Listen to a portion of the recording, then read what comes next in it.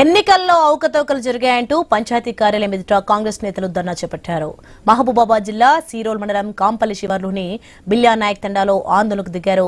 Polling అధికారులు నిర్లక్ష్యంగా వ్యవహరించారని ఆరోపించారు. కొందరు 2 సార్లు ఓటేశారని కాంగ్రెస్ నేతలు అంటున్నారు. అధికారుల నిర్లక్ష్యంతోనే తమ పార్టీ మద్దతుదారు ఓడిపోయారని తెలిపారు.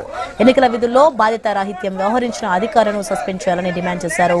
తమకు న్యాయం చేయాలని కలెక్టర్కు విజ్ఞప్తి చేశారు.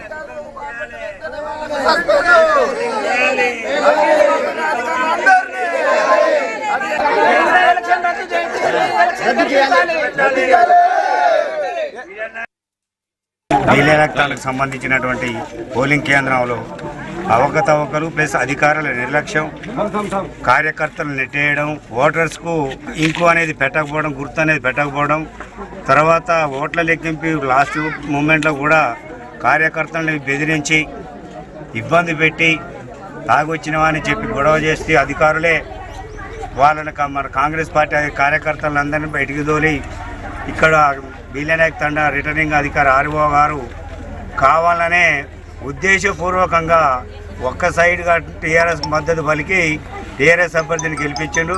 ఆర్ఓ ఎంక్వైరీ చేపించి ఇమీడియట్లీగా ఎలక్షన్ కాంటాక్ట్ చేయడమా లేకపోతే ఓట్ల లెక్కింపు చేయడమా అనేది తప్పనిసరి చేయాల్సిందిగా మనం చేస్తున్నాం. లోపల పోయిన తర్వాత ఒక బ్యాలెట్ మొత్తం పింక్ కలర్ ఉన్న బ్యాలెట్ ఒక బాక్స్లో ఉన్న బ్యాలెట్లను సపరేట్ చేశారు.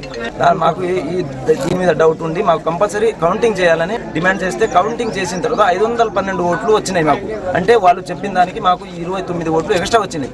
ఆ 29 ఓట్లు ఎట్లా మీరు చెప్పిన లెక్కలకు ఎట్లా ఏ విధంగా ఎక్స్ట్రా వచ్చినాయని మేము ప్రశ్నించగా పోలీసులు అందరినీ లోపల పిలిపించి మీ మీద క్రిమినల్ కేసు పెడతాం, మీరు తాగి వచ్చారు, నీ మీద క్రిమినల్ కేసు పెడతాను, నువ్వు ఎక్కువ చేస్తున్నావు, మేము చెప్పినట్టే ఉంటే లేకుంటే ఏం లేదు, మేము లేకుంటే సంతకం చేసిపోవాలి, లేకుంటే కేసు పెడతామని మాకు బెదిరించారు 3 గంటలు.